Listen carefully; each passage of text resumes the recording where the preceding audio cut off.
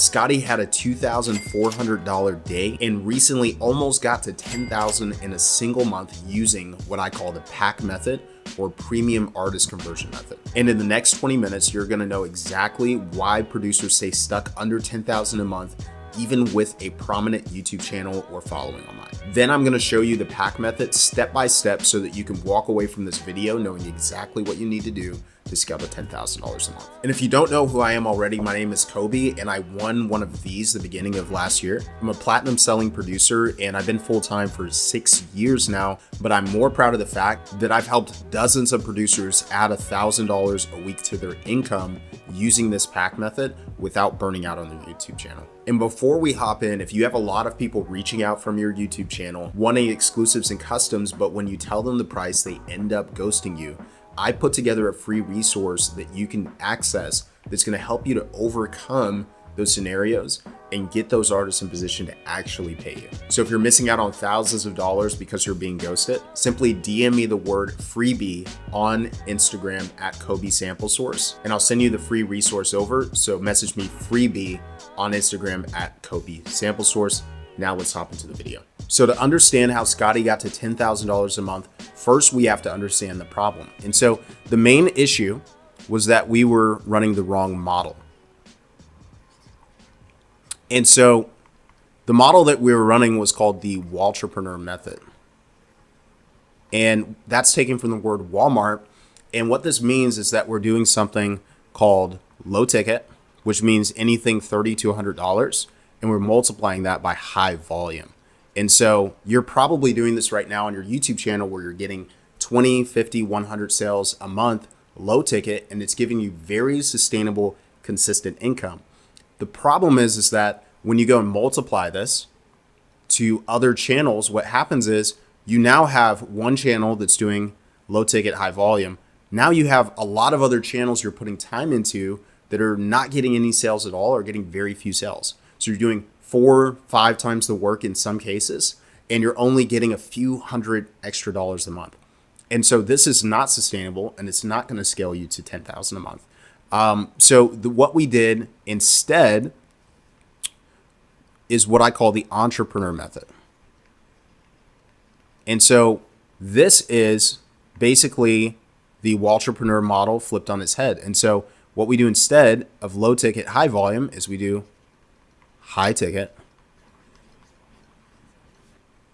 times, you guessed it, low volume. And so whenever you're doing high ticket, low volume, this means you could bring on a few custom beats a month. You can sell some exclusives. You can sell partnerships for a certain amount of time with the artist.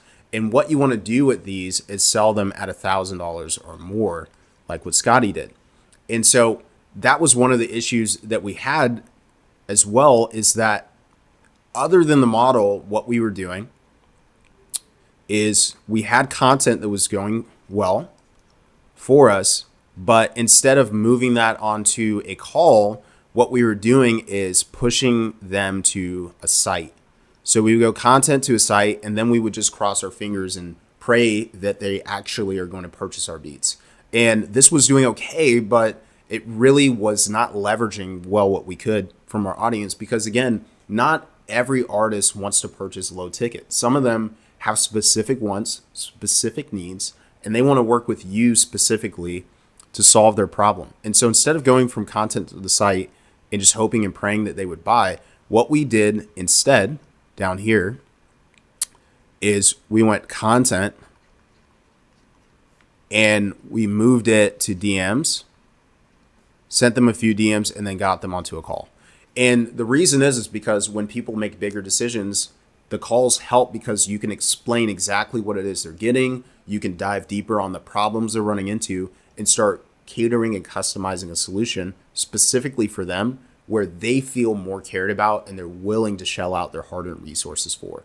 And so if you're seeing a lot of ghosting in the DMs whenever you share prices, again, like I said at the beginning of the video, just reach out to me at Kobe Sample Source and DM me the word freebie, and I'll send you that resource over that has the exact overcomes to get past that.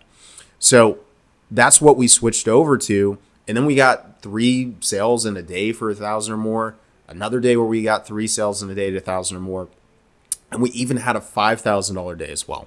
And so that got us to close to $10,000 a month in cash collected. And then the deals that we closed was $15,000 to $20,000 a month.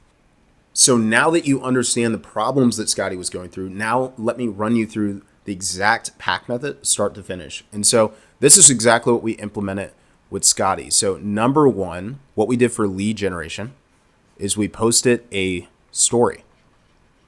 And this story got us 17 booked calls in a single day. And so we posted one story post, we got 17 booked calls. And so if you don't know what to put on your story post, that's what I teach my internal clients. But what I will tell you is that what we put on the story, it phrases it to give us what's called ethical scarcity.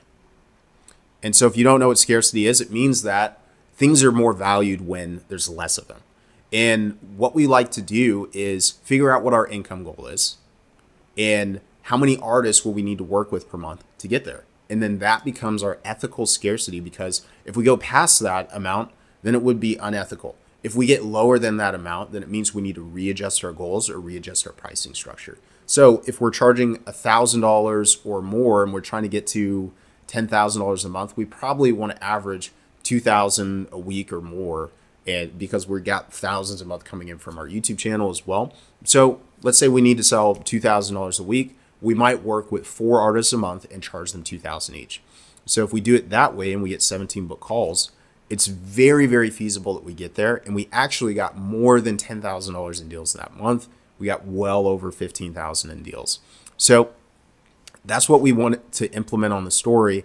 And then we want to have what's called a CTA, which gets people to reach out to you. And so a lot of times we're too passive with our content or we're too aggressive. So we're either saying, be PayPal ready, here's a discount code, or we're saying, let me know what you think of this beat. And both of those are wrong. And you want to be in this middle ground where you include ethical scarcity that gets you to your income goal, and you have a clear call to action to get them to reach out. So that's the first step we did. Now, coming down to the second step we did, it was to implement our DM strategy. And this is what I call messaging mastery. And so in messaging mastery, what a lot of people like to do, that's the complete wrong way to do it, is to share your price in the DMs, or to push people onto a call before they're ready, or to dive too deeply into the DMs. And so one of my students who had scaled over 10,000 a month, when we first started, was spending months in the DMs, and he was amazing at DMs. He was basically befriending them. He was asking them all kinds of questions. He was diving deeper, but it would take months to get them to turn into a sale. So if we have a 2.5 month long sales cycle, hard to get to 10,000 a month, because again, we don't want to let the YouTube channel die. We want to sustain that. We want to make sure that that stays maintained. But we also don't want to spend so much of our extra time in DMs that we're not actually producing a lot. And so that's one of the reasons that I became a full-time producer. I can produce whenever I want to, anytime that I want to. So whether that's 3 a.m, 10 p.m, in the morning, whenever I want to produce, I can.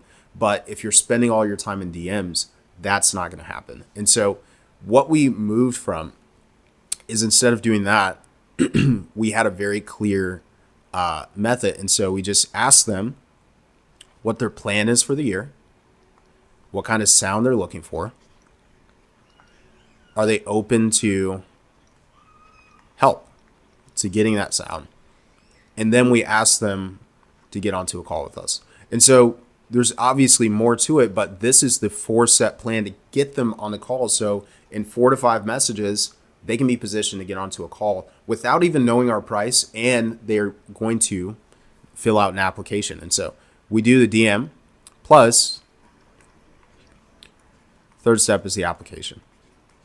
I'll just call it an app for short. And so with the application, what we're trying to do is financially qualify them. And so a lot of people want to put multiple choice on their application. The problem with this is that somebody can easily just do this. And it doesn't give you a lot of information because you framed all of the information to start with. And so instead of you figuring out more things about the artist, they just tell you what you want to hear or what you put in, and you don't get a lot of clarity on where they're at. And so instead, what I like to do is essay questions. And I know, like, whenever you were in high school or in university, whenever you were filling out a test, you probably liked the multiple choice questions more because you could guess and get some right. But essay questions would kill you if you didn't study for it because they were looking for something specific. And so whenever we do an essay question, what it does is it forces the artist to think, give you something specific that you can go and hone in on. And that way it gives you the information you need on the call. So when you show up to the call, you can see that they're struggling to find a producer for 2 years and this person did them dirty and they're really looking for this. They have this huge goal this year. And so when you do these essay questions, what happens is there's this gap from where they are to where they want to go. And it gets bigger and bigger the more questions they answer. And so I want to add in more friction so that I get really good artists to come through that are financially qualified, but also are just going to spill out their guts in terms of what they're looking for in a producer. All right, so that's the first step. And then to financially qualify them, what I like to do is ask a few questions about how they view investments, number one. And secondly, if they're open to investing right now, because if not, there's really no point in taking the call, because if they say, this is something that I don't want to put money into right now, then if you hop onto the call with them at the end of the call, they're going to tell you that they have to think about it, that they have to wait till next Friday, and we will have wasted time doing that. And so that's why we put the application in place. Now, lastly, there's the actual call itself. And so you can call this anything you want to. I typically call it a vibe session, but you can also call it like an artist advisory session. You can call it a discovery call. You can call it whatever you want to, but just don't call it a sales call because that's going to scare people away. So I like to call it a vibe session. Now, on this vibe session, we have to understand a few things about sales. Sales is about persuasion, and it's not convincing somebody. And so if you get onto a call and you think I need to say words to get the artist to spend money with me, you are viewing it completely wrong, because there's nothing we can say to get them to hand us their credit card number. So instead of doing this, what we need to do is focus on persuasion. And if you think these are the same thing, they're actually not even just different. They're actually polar opposites of each other, and I'll prove it.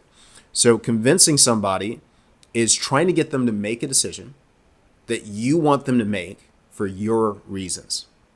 Okay, so let's focus on you and your. Now, persuasion, on the other hand, is trying to get them to make a decision. So I'm starting out the same way as the last sentence, but here's the difference. You're trying to get them to make a decision that they want to make for their reasons. So you see the difference here? Focus is on you with convincing. Focus is on them with persuasion. And so this is the main difference. And if you get this right, then you'll understand that it's not about what you say, it's about what they say, because they believe nothing that you say. They believe everything that they say. So our whole goal is to simply ask questions that unlock what the artist wants. And then at the end of the call, if we can offer that to them ethically, then we'll just go and plug in that blank space with whatever they said. And they'll want to buy it because it's what they want in the first place. So that's persuasion. The second thing we want to understand about calls is that sales happen when there's clarity. And so a lot of us want to stay vague about things because we don't want to bring up money. We don't want to feel salesy. And what happens at the end of the call is the artist is like, oh, you want me to pay you $1,000 right now? Well, it's a little too soon, or we just met each other, or whatever the other case it may be. And because we weren't clear, because they weren't viewing the call the same way that we were, now they have an expectation and we have an expectation. And there's a gap between those. And that's what we don't want on the call. So that's what I do in these cases, is do what's called a frame. And so at the beginning of the call, I frame it in a way where they can take whatever glasses I'm wearing, where I see the world a certain way, and they can put those on and borrow it from me so that they don't get hit with any surprises and they align with what I'm looking for. And so what I like to do at the beginning of the call, if I can give you some free coaching, is I like to say, hey, have you ever been on a call like this before? Because if they've done it before, they should already know the drill. They should already know exactly what's going to happen. If they say yes, if they say no, it doesn't really matter. But what I like to say is that, all right, well, just so I don't blindside you out of nowhere, typically on the call, I go through X, Y, and Z. And at the end of the call, if we're a good fit to work, then we can talk about moving forward and see how we can make that happen today. Does that sound fair? So if I paint the call as in we are making a decision today and they agree to it, then at the end of the call, they're not going to want to go against what they said at the beginning, because human beings don't like to contradict themselves. We like to be consistent. And so that's the biggest things that we can do on the sales call to avoid having a surprise at the end where they say, hey, I still have to wait and think about it. And that's one of the biggest reasons Scotty was able to get to $10,000 a month so fast within the first 60 days working with me, was because he adopted everything I said in the sales process. He was very clear and confident about what he wanted from the artist. He charged a high amount of money, and he followed the PAC method, or premium artist conversion method, that I just laid out in those 4 steps. So I promise you, if you have an audience of people coming to you, you can start to deploy this strategy to start getting consistent sales every single month. And if you don't believe me, this is also what I implemented with Piper Beats last month, who added $5,450 in beat sales to his business. And that isn't his total income. That was in addition to running a 75,000 subscriber channel, and it didn't affect his sales on YouTube at all. So he still had strong income from YouTube plus 5,000 extra dollars in deals from Beats in his pocket. And so this is what I've done with Scotty, with Piper Beats. I've done it with Othello, who closed $8,500 album deals. And I've also done it with Matt, who's consistently getting thousands of dollars of beats in sales while his YouTube channel has 600,000 impressions per month. And he even had an artist come back for the 3rd time this month in the last 4 months. So think about if you're adding $1,000 a week and you have artists that want to come back routinely and work with you, you can potentially double your income using the PAC method. So if you've been looking for a way to add $1,000 a week at least, in addition to what you're doing from YouTube type beats or from your following online, then I work with 4 producers per month to add this method in and guarantee that this will work for you. So if you know that information alone is not what you need to succeed, you actually need implementation. You need somebody in your corner that's going to show you exactly what to do in every scenario so that you can save time and make money as fast as possible. Then I want to offer you one of the 4 spots in my Elevate Mastermind. So if you want to apply for one of those spots, there's a link in the description or the pinned comment. You can just click that, schedule a time to talk with me for free, and see if or how this would even work for you. And if nothing else, make sure you get the freebie from this video. So just DM me the word freebie on Instagram at Kobe Sample Source. And if you want to make $1,000 extra per week in the next 90 days, simply apply. The link's in the description or pinned comment, and I'll talk with you soon.